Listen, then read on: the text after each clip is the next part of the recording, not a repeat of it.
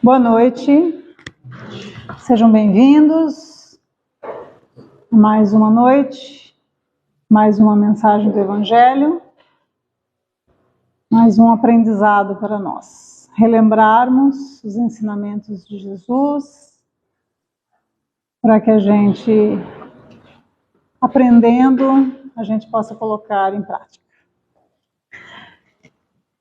Vamos ler uma mensagem hoje do livro Fonte Viva, para iniciarmos a nosso estudo. Mensagem de número 13. Ergamo-nos. Levantar-me-ei e irei ter com meu Pai. Está em Lucas, capítulo 15, versículo 18. Quando o filho pródigo deliberou tornar aos braços paternos, resolveu intimamente levantar-se. Sair da cova escura da ociosidade para o campo da ação regeneradora. Erguer-se do chão frio da inércia para o calor do movimento reconstrutivo. Elevar-se do vale da indecisão para a montanha do serviço edificante. Fugir à treva e penetrar a luz. Ausentar-se da posição negativa e absorver-se na reconstrução dos próprios ideais. Levantou-se e partiu no rumo do lar paterno. Quantos de nós, porém, filhos pródigos da vida, depois de estragarmos as mais valiosas oportunidades, clamamos pela assistência do Senhor, de acordo com os nossos desejos menos dignos, para que sejamos satisfeitos? Quantos de nós descemos voluntariamente ao abismo e lá dentro, atolados na sombra corrente de nossas paixões, exigimos que o Todo Misericordioso se faça presente ao nosso lado, através dos seus divinos mensageiros, a fim de que os nossos caprichos sejam atendidos? Se é verdade, no entanto, que nos achamos empenhados em nosso soerguimento, coloquemo-nos de pé e retiremo-nos da retaguarda que desejamos abandonar. Aperfeiçoamento pede esforço. Panorama dos cimos pede ascensão. Se aspiramos ao clima da vida superior, adiantemo-nos para a frente, caminhando com os padrões de Jesus. Levantar-me-ei, disse o moço da parábola. Levantemo-nos, repitamos nós. Então vamos agradecer a Deus pela oportunidade desta noite, de aqui estarmos reunidos para mais um ensinamento, mais uma mensagem do Evangelho de Jesus. Coloquemo-nos diante do Mestre, levando no nosso coração as nossas dificuldades, os nossos sentimentos que às vezes nos entristecem. Nos entreguemos nesse momento aos braços de Jesus, pedindo a Ele, não que nos livrem dos nossos compromissos e de tudo aquilo que precisamos caminhar, mas que nos fortaleça, nos ampare, para que nós possamos cumprir as nossas tarefas com amor e dedicação, para que possamos sair dessa jornada com o sentimento, pelo menos em boa parte, do dever cumprido, dos compromissos cumpridos. Abençoa-nos, Jesus, ampara-nos os passos, esteja conosco, hoje e sempre, nos auxiliando na compreensão do seu Evangelho e a seguir os seus passos. Que assim seja. Na noite de hoje, o Acácio vai nos trazer a mensagem da palestra sobre a reencarnação e encarnação. Bem-vindo, Acácio. Olá, pessoal.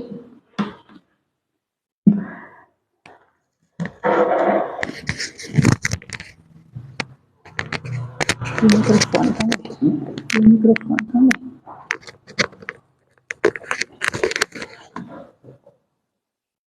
Boa noite a todos.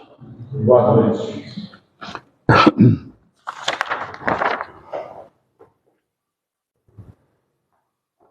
Bem, na noite de hoje nós estamos encerrando o capítulo 4 do Evangelho segundo o Espiritismo.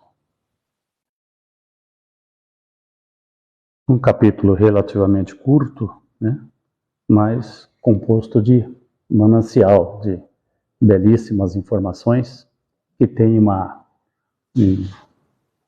um encontro muito interessante com os primeiros momentos do Evangelho segundo o Espiritismo, com a encarnação, a reencarnação.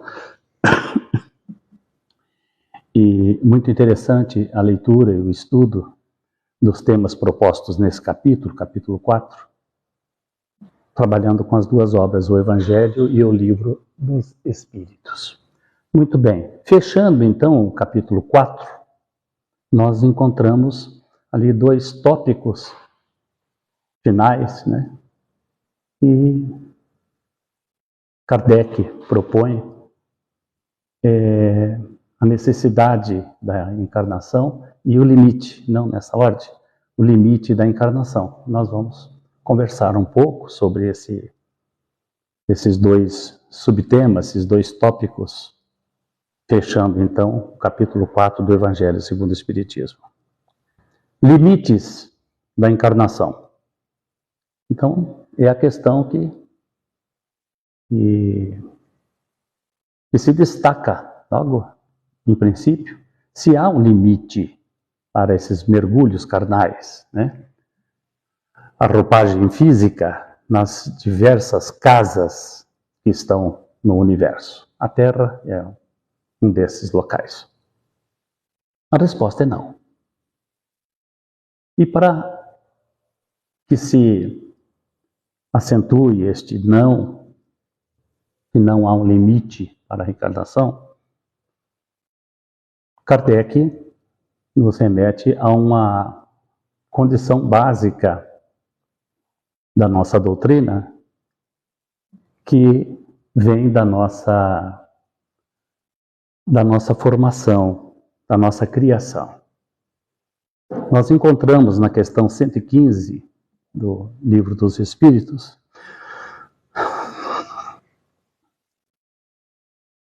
que fomos criados um dia simples e ignorantes, né? E esta expressão, simples e ignorantes, nós encontramos em outras oportunidades ali na mesma obra, o Livro dos Espíritos. Mais algumas vezes, a mesma expressão. Todos nós fomos um dia criados simples e ignorantes. O que significa isso? É que um dia, nós não podemos precisar quando, nós recebemos o sopro divino, recebemos a nossa identidade. Na condição de espírito simples, sem nenhuma ciência, ignorando tudo, porém, guardando na estrutura do espírito imortal todas as condições de um dia sermos espíritos luminíferos, grandiosos, espíritos puros, como delineou Jesus no Sermão da Montanha, iniciando aquele seu discurso. Há um momento do Sermão da Montanha, nas bem-aventuranças, que é o início, que eu acho algo assim realmente sublime, né? Tinha que ser dito por Jesus, quando ele diz: bem-aventurados os puros de coração, porque eles verão a Deus. Olha aqui, que grandeza para nós, ainda bem simples e bem ignorantes, e bem lá embaixo, nos degraus da escada da evolução, recebermos uma informação deste nível. Muito bem, esta é a base para alguma compreensão das leis que nos regem, mas com certeza como deve ser o nosso posicionamento aqui num planeta inferiorizado como é a Terra. Fomos criados simples e ignorantes, e nos refolhos da alma do espírito imortal, todos os predicados, todas as características, tudo o que necessitamos para um dia sermos espíritos luminíferos. A comparação eu acho muito válida com uma semente que sempre se mantém numa condição de pequenez ante a grandeza da árvore no futuro. Por maior que seja esta árvore, e por maior, por conseguinte, que seja a semente, mas ela é sempre pequena em relação à árvore. E a semente, se nós a abrirmos com as próprias mãos, ela é frágil, nós vamos encontrar ali algumas substâncias pequenas na ponta dos nossos dedos, a umidade própria de semente, de uma peça do reino vegetal viva, corzinha esverdeada, clarinho, quase sempre, né? Mas tratada adequadamente, colocada em temperatura adequada, com terra adequada, no local adequado, esta semente irá se desfazer, desaparecer mesmo, e dali um crescimento para as profundezas da terra e outra subindo aos ares para se transformar num relativo espaço de tempo curto, relativamente curto, em uma árvore com madeira frondosa, galhos resistentes, folhas que se renovam conforme as estações do ano, flores e frutos, e produzindo esta mesma árvore uma quantidade incontável de sementes que poderão ter o mesmo destino daquela minúscula semente que estava nas nossas mãos. Desculpe, gente, eu estou com a saúde um pouquinho abalada. A comparação, nós entendemos, bem interessante, com a criação nossa como espírito, simples e ignorantes, comparando com uma semente minúscula, mas que com o passar do tempo, recebendo inclusive as intempéries do tempo, vem a se transformar naquela árvore frondosa para atender aos objetivos pelo qual ela nasceu e cresceu e frutificou e ali está. Nem que seja apenas para nos fornecer sombra ou a madeira, mas há um fim para aquela árvore que um dia foi uma minúscula semente.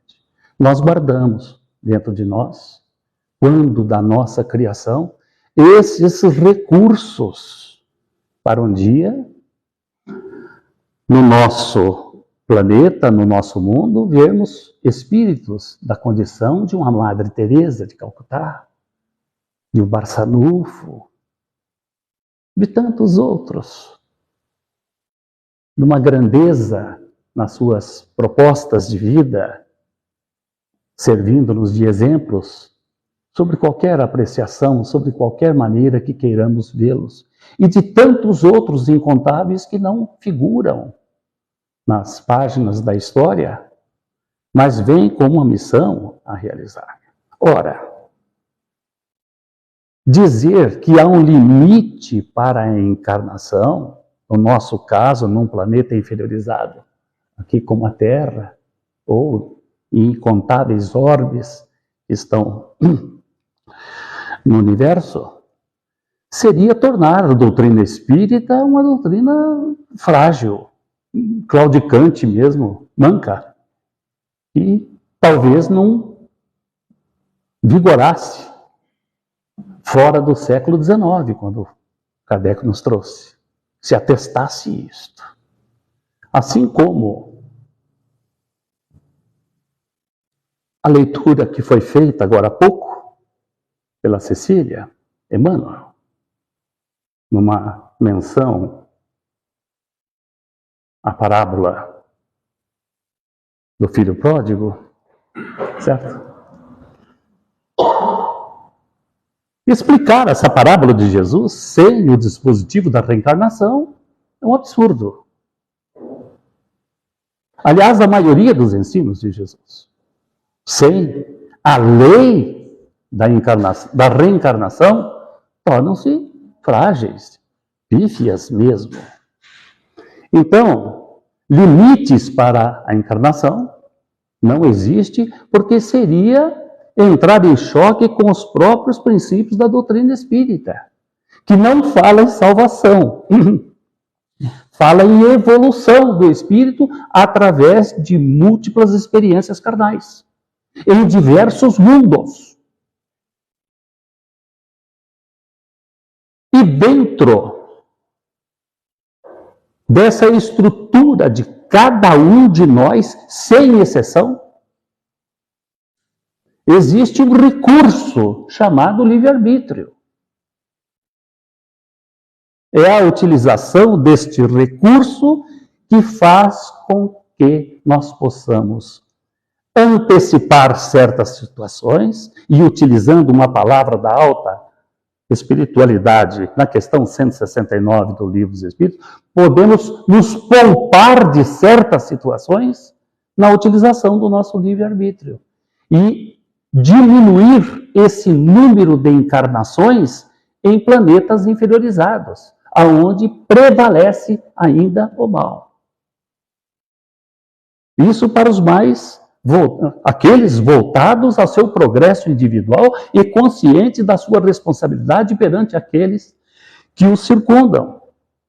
E no todo, no planeta que ele habita, atendendo os ditames da criação, que muitas vezes nos escapam. Nós não temos conhecimento disso, porque não temos condições de compreender isso. Mas o que nós podemos compreender, a doutrina espírita nos dá todas as informações. A utilização correta do nosso livre-arbítrio, procurando sempre um ajuste com as leis de Deus. E onde está escrita a lei de Deus, está escrita na nossa consciência. Passível sempre de desenvolvimento também, de compreendermos cada vez melhor e de nos aperfeiçoarmos cada vez melhor. Então não há um limite para as encarnações. E sim, está aberto a nós, sobre o manto da misericórdia de Deus, que nos criou com uma só destinação: sermos um dia espíritos plenamente felizes. Um outro tópico deste final do capítulo 4 prende-se a uma questão: como que a gente deve interpretar uma encarnação num planeta aonde prevalece o mal? Então seria sempre um castigo, isso? Nós estamos sendo punidos por isso? Evidentemente que não.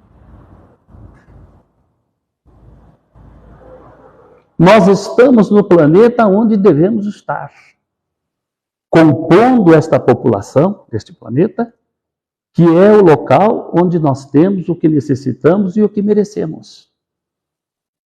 Em momento nenhum deixamos de estar sobre a égide da misericórdia de Deus, que nos criou para sermos um dia plenamente felizes. Então, esta população do planeta, de encarnados, hoje, 8 bilhões de espíritos, ela é composta de espíritos que estão aonde devem estar. E como se compõe esta população? Alguma coisa nós sabemos. Não muito, mas sabemos. Sabemos que, basicamente, através dos nascimentos e dos desencarnes, são os mesmos espíritos que já estão aqui em outras experiências carnais, no mesmo planeta, se renovando aqui e merecendo ainda estar aqui. Esta é a maioria, seguramente. Mas nem todos os componentes de um planeta, na nossa Terra, têm essa característica. Tem espíritos que vêm de outros orbes. E Kardec nos fala disso já há 150 anos, já nos falou. De planetas melhores. E que vêm aqui emprestar as suas inteligências. Por escolha. São merecedores desta situação.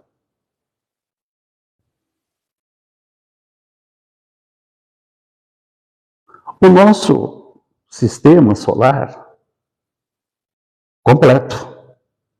E a gente fala sistema solar, o Sol, Mercúrio, Vênus, Terra, tem os gasosos maiores, tá? Com luas, etc. A gente pensa que é assim. Não é.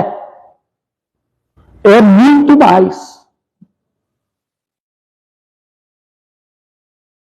Basicamente, o Sol, o astro-rei, os planetas conhecidos, são 8 hoje, tinha 9.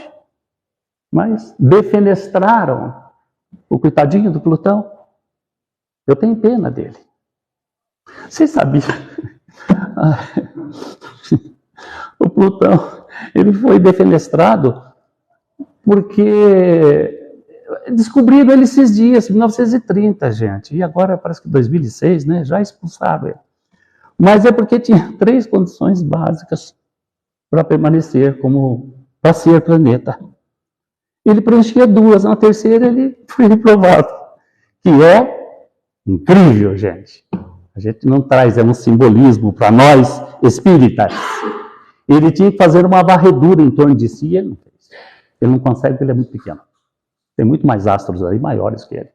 Como ele não conseguiu varrer em torno, limpar em torno, ele foi relegado a planetoide, né? E tem uma corrente aí de sábios defendendo a volta do Plutão como planeta, né? Então seríamos 9, aí orbitando em torno do Sol. As 2 primeiras que ele passou, uma é de ser redondo e a outra de girar em torno do Sol, mas a varredura ele não conseguiu fazer. Muito bem, mas está difícil ele ganhar essa, porque diz os entendidos aí que se ele voltasse à condição de planeta, teria que dar essa condição para mais 115 astros do sistema solar, com característica de planeta também. Então está praticamente queimado. Vamos nos conformar com o Plutãozinho lá, querido. Mas todo o sistema solar, todo ele, com todos os corpos que estão em torno do nosso astro-rei, faz uma viagem. Entre tantas na galáxia, procurando Alcíone. É o nome dado a essa estrela grandiosa, a mais brilhante da constelação das Pleiades.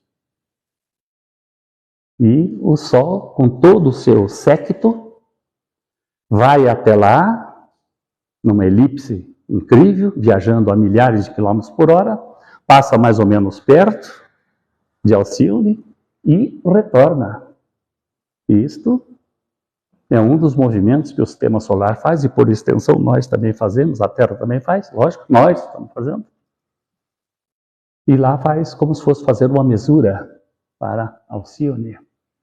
Oportunidade, quando há uma certa proximidade, o assunto é extenso, e eu não seria a pessoa credenciada para falar sobre isso. Mas é quando, através da decomposição da luz, de fótons, serve de imã, vamos dizer, para trazer para o ambiente terrestre espíritos que se propõem a encarnar aqui na Terra com uma média de inteligência e de moralidade e de intelectualidade superior à média aqui da Terra. São espíritos melhores, não luminíferos.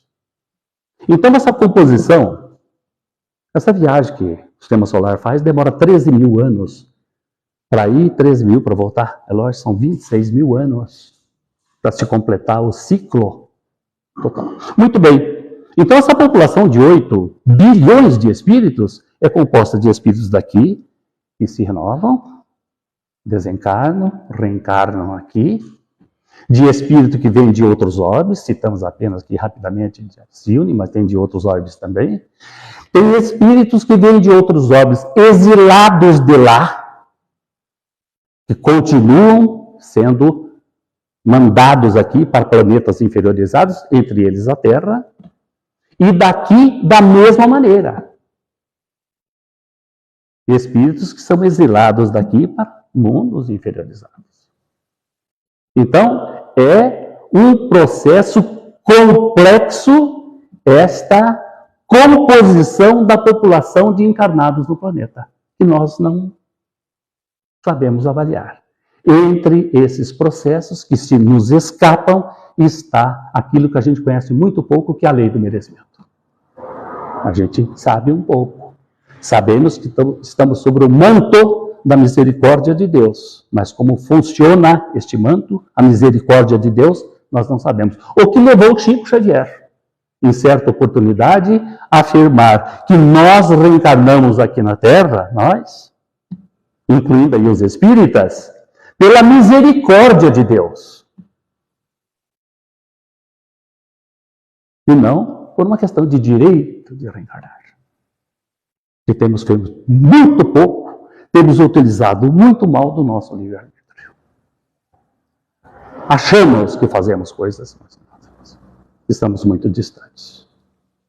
Sabemos muitas vezes falar bem, levar o evangelho para os outros, mas a predominância são ainda os mantos muito bem tecidos, brilhantes, tecidos pelo orgulho e pelo egoísmo. E tudo que daí deriva.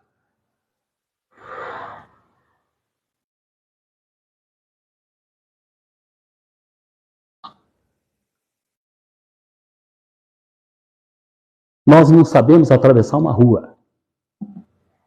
E estamos no estado de São Paulo, região sudeste, filé mignon do Brasil. Temos dificuldade de respeitar uma faixa de pedestres. Ainda aqui. O Acácio parece que falou que não está bem de saúde, né? Vai ver que ele não está bem também, falando isso. Não acredito que seja assim. Eu convido vocês a irem na José Bonifácio, com a Duque de Caxias, num sábado ali pelas 10h30, 11 horas. Fique ali no cantinho da praça e fique olhando o comportamento de pessoas. Muitos saíram de igrejas. Como que se comportam aonde tem faixa de pedestre, aonde tem farol, tudo certinho funcionando, e como que as pessoas se comportam. É lamentável. Temos dificuldade de facilitar um troco no supermercado. Facilitamos, mas não gostamos. Então nós estamos muito distantes de almejar voos mais ousados rumo à perfeição. Por isso nós estamos aqui aonde devemos estar. Porque aqui nós temos todos os recursos para a nossa evolução. Um outro aspecto, fechando o capítulo 4 do Evangelho segundo o Espiritismo, é essa questão, então, é punição? Depende da ótica que nós temos. Para espíritos renitentes que se permitem ainda esse envolvimento, esse atrelamento com orgulho e com egoísmo, é uma punição. Estamos aqui. Porque nós enxergamos no próximo pessoas inferiorizadas, diferentes de nós. Mas com a compreensão das leis de Deus. E aí entra o aspecto consolador da doutrina espírita. Nós podemos compreender as leis de Deus e nos inserirmos. Você que acompanha o Estudando o Evangelho, o Livro dos Espíritos e a transmissão da fé. Convida ele para vir fazer a palestra aqui. Com certeza vai ficar melhor, né? Então, se nós interpretamos desta maneira, é uma punição. Sexta-feira, última agora, à noite, eu tive um dos momentos mais bonitos, significativos da minha vida. Eu fui convidado para um jantar. E lá estive, um grupo bem reduzido. Os anfitriões, simpáticos, mais um outro casal, e um notável palestrante espírita, conhecido em todo o Brasil, pelos trabalhos que desenvolve, pelos seus escritos, e mais próximo aqui da nossa região, com os seminários e as palestras que profere. Atualmente, esse palestrante, eu estou me referindo a Isaías Claro. Eu já o conhecia e fiquei junto com ele. E conversamos, e ouvimos. E nos falou coisas grandiosas, belíssimas, que a gente falou, eu não tinha atentado para isso, eu não sabia que era assim. Ele sabe um pouco mais. Houve um momento que eu perguntei Isaías, a depressão, que ele estava falando sobre depressão para nós ali. Uma conversa informal. Tem respaldo? Tem procedência se falar sobre a depressão? Justificar a depressão? Não em todos os casos, mas em alguns casos. De espíritos que vieram mandados para cá, exilados para cá. E reencarnaram aqui na Terra. E que tem condição social, tem vida normal, saúde, mas entram nesses estados depressivos, de difícil tratamento. Tem explicação o fato de eles estarem desajustados aqui, e apenas isso? Ele segurou aqui na minha mão, falou, sim, é uma das explicações para os processos depressivos. É este. Tipo, a pessoa tem a casa, tem a família constituída, etc., mas está aqui exilado. Não tem a lembrança disso, de que orbe veio, mas está aqui. E se questiona, o que eu estou fazendo aqui? Nada disso tem graça para mim. O futebol, não vejo graça, não. Um passeio lá do... Não. E muitos põem termo, procuram o aniquilamento, tentando extinguir com a morte do corpo físico o fim também de seus sofrimentos. A pergunta minha foi respondida. Eu tinha uma dúvida se tinha procedência esta informação para os estados depressivos. Sim. E como? Junto ali estava um psicólogo também que abonou aquela informação. Certo, Reinaldo? Meus amigos, para esses espíritos, para os inconformados, é uma punição, sim, a reencarnação. Mas quem já está acordado, e aí entra o aspecto consolador da doutrina espírita, é uma bênção. Mesmo em situações aflitivas, de cobranças expiatórias, severas, a pessoa tem o alento e falou, isto é passageiro. E a doutrina espírita nos fornece a fórmula para superarmos essas tribulações. Vamos lembrar Jesus? O último encontro que teve com os discípulos lá em Jerusalém, antes de ser preso e levado à crucificação. As suas últimas palavras, conforme o registro do evangelista João, capítulo 33, versículo 14 do livro de João. No mundo tereis tribulações. Tende bom ânimo, eu venci o mundo. E a doutrina espírita, 18 séculos depois, como se apressasse, não há pressa nenhuma não, mas como se apressasse em dizer que não existe provação, processos superiores às forças da pessoa para carregar essas provas, esses testes, esses processos expiatórios. Quando Jesus disse, eu venci o mundo, é porque nós podemos vencer também o mundo, e não vencer no mundo. Está aí um dos motivos da depressão, as pessoas querendo a todo custo vencer no mundo. Então, aí, a punição se caracteriza para esses espíritos, porque é um sofrimento muito grande, ter que suportar tudo isso. Mas quem tem uma visão mais abrangente, mais aclarada, a fé no futuro, sabe que é passageiro e que um momento glorioso nos espera. A história registra a passagem de um espírito interessante aqui no planeta, que perpetrou, falhou na sua missão, foi preparado no plano espiritual para ser um dos componentes da equipe do Cristo e falhou. Sempre manifestando o seu pendor, a sua inclinação para as coisas do mundo.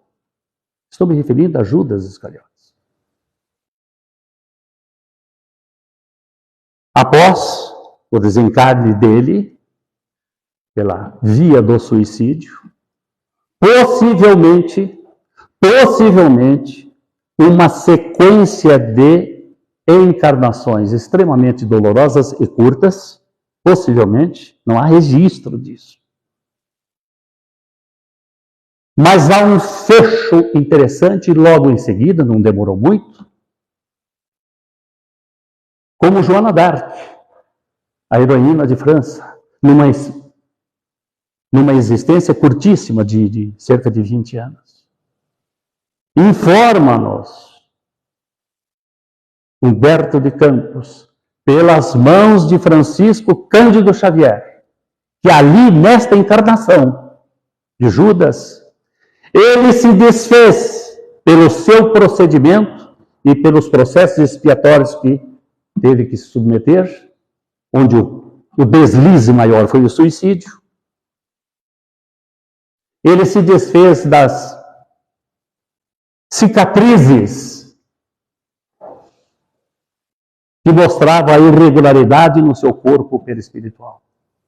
E adquiriu ali, como a heroína de França, envergando a roupagem feminina, as condições para voos mais elevados, altaneiros.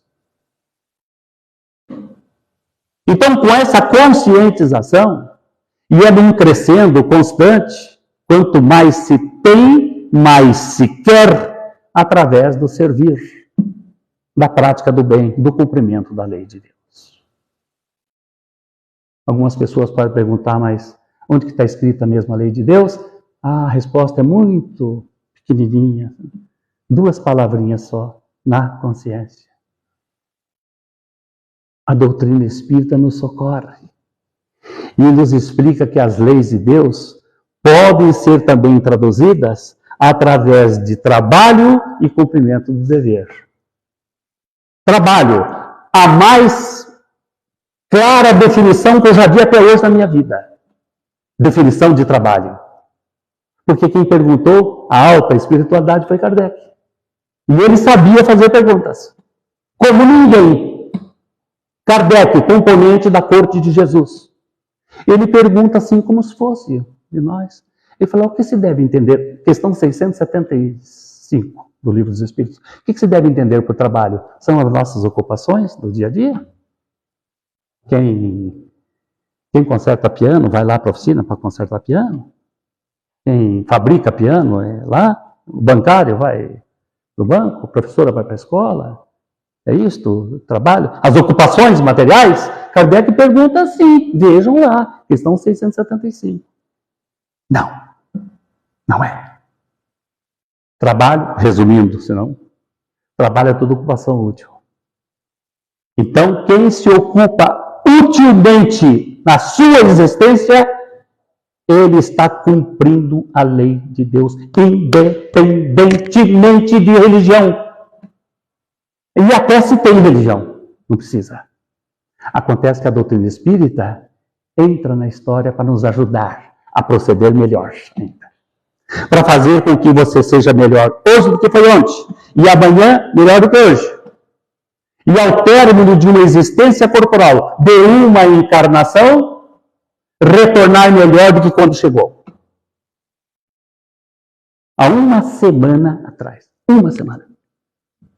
exatamente 7 dias, eu estive um pouquinho distante daqui, não muito perto, fui para uma cerimônia de velório, sepultamento de uma pessoa ligada a mim, a família da minha esposa, irmão da minha Inês, que faleceu após 5 anos, mais ou menos, de muito processo doloroso, expiatório. E foi um encontro muito interessante, pelo que aconteceu com o nosso cunhado, mas um encontro com familiares, gente que a gente não via há muito tempo, e a família muito unida, E ali conversa com um e conversa com o outro, e vê, nossa, mas você, como é que eu estou no mesmo? Ah, fulano, tio Acaso, não sei o quê, nossa, tá uma moça. Enfim, aquela coisa bonita envolvendo família. Isso foi um aspecto muito, aliás, tudo lá foi muito proveitoso. Em um certo momento eu conversava com uma das minhas sobrinhas,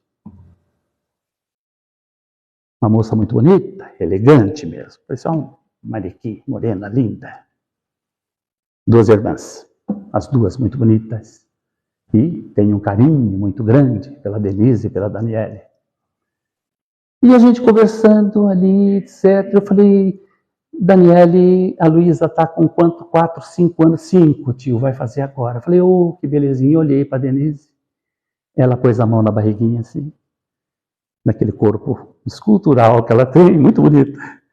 Ela falou assim, e o nosso está chegando, está quentinho aqui, está se agasalhando. Você está grávida? Falou, estou, tio, mas está no comecinho. Vai ser lá para o comecinho. Em seguida, houve o sepultamento do tio avô, sendo devolvido ao laboratório da natureza.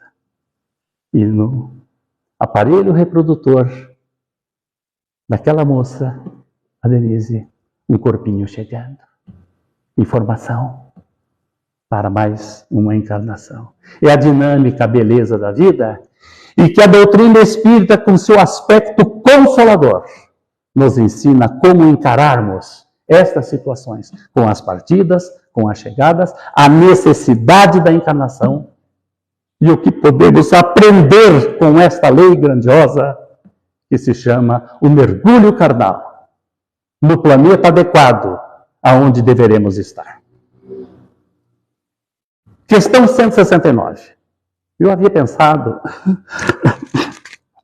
mais algumas questões, mas o tempo não vai permitir. Eu havia pensado trabalhar com mais questões, mas procure. Tem muita coisa e muito importante, inclusive com essa composição de população do planeta. Muito interessante. Questão 169. Kardec, eu já falei aqui hoje que ele sabia fazer pergunta? Já, né? Ele sabia mesmo. Paulo Henrique Bueno uma vez falou para mim, falou, Cássio, se me pusesse numa máquina do tempo e me levasse lá para a Sociedade Parisiense de Estudos Espíritas, eu chegasse lá, via aquela equipe de médicos, o Kardec, oi Kardec, tudo bem? Eu sou lá do Brasil, etc. Daí Kardec falou, muito bem, seja bem-vindo, Paulo Henrique, teu nome? Então, pode fazer uma pergunta aí, vai compor o Livro dos Espíritos. Eu não saberia fazer nenhuma pergunta, Cássio. Com esse universo proposto por Kardec, aquela inteligência ímpar, vou perguntar o quê? Não dá para perguntar. Eu ia ficar quietinho, Cássio. Eu falei, eu acho que eu também. Kardec pergunta, o número de encarnações de um espírito é um dos temas do fecho aqui do capítulo 4 do Evangelho segundo. É o mesmo para todos? Não, não é.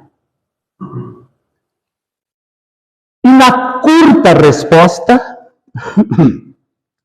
resposta, 3 belíssimos ensinamentos.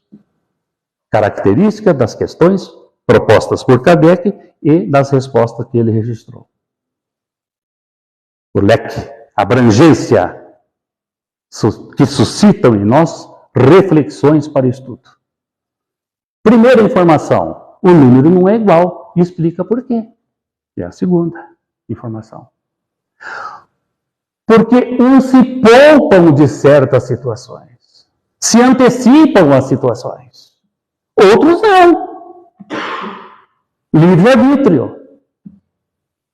Então o número não é igual. E por que não é igual? Porque as pessoas dão valores diferentes às coisas.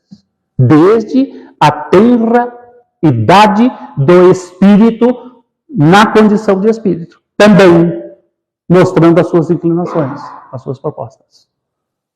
Todos foram criados iguais, simples e ignorantes. Mas uns, comparando com boletinhos, é como se todos recebessem um determinado cardezinho com boletos.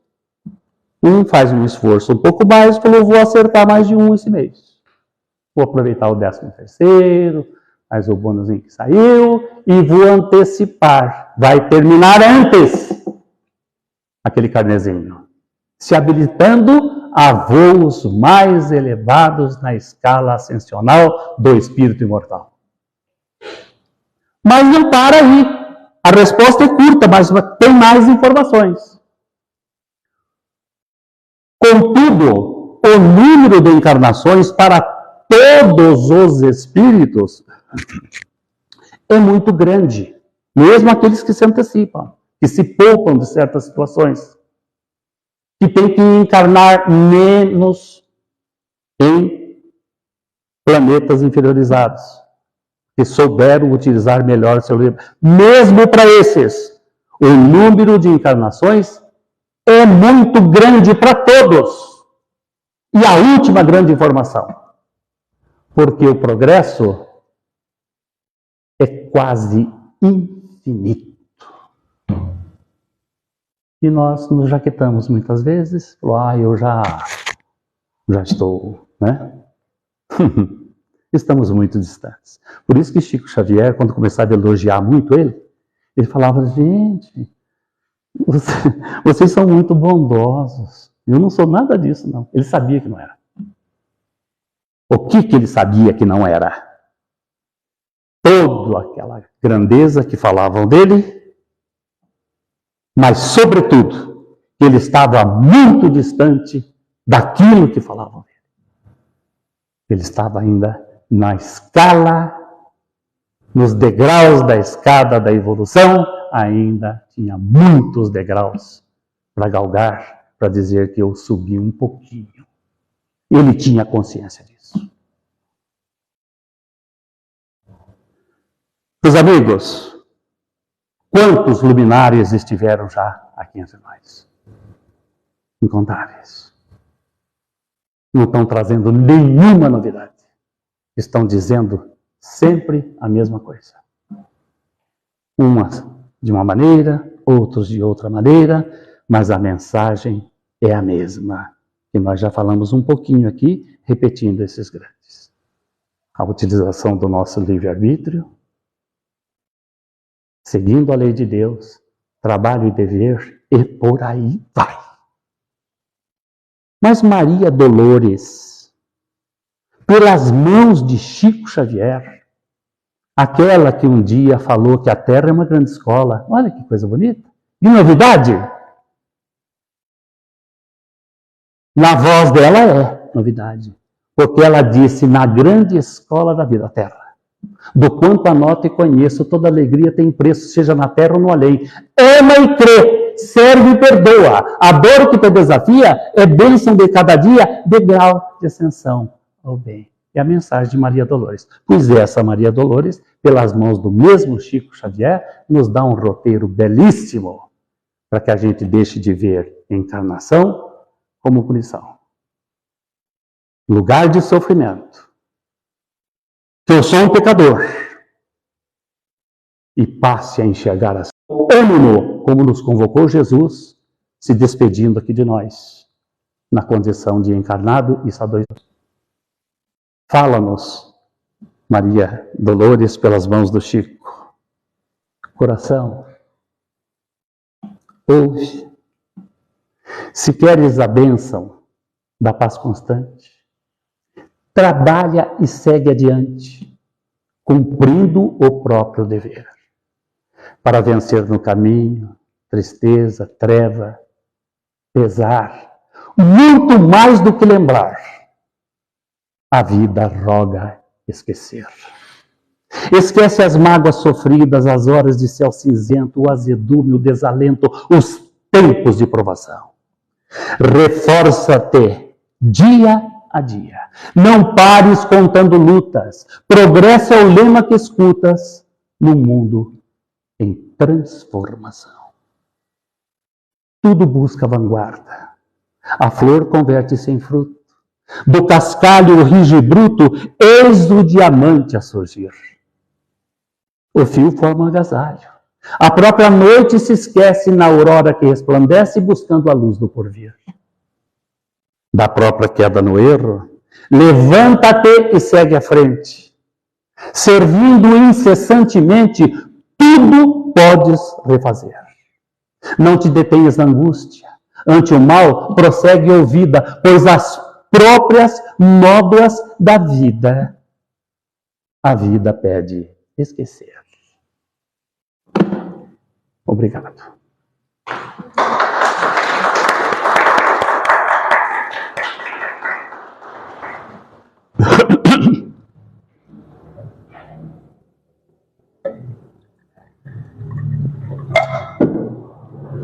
Muito obrigada.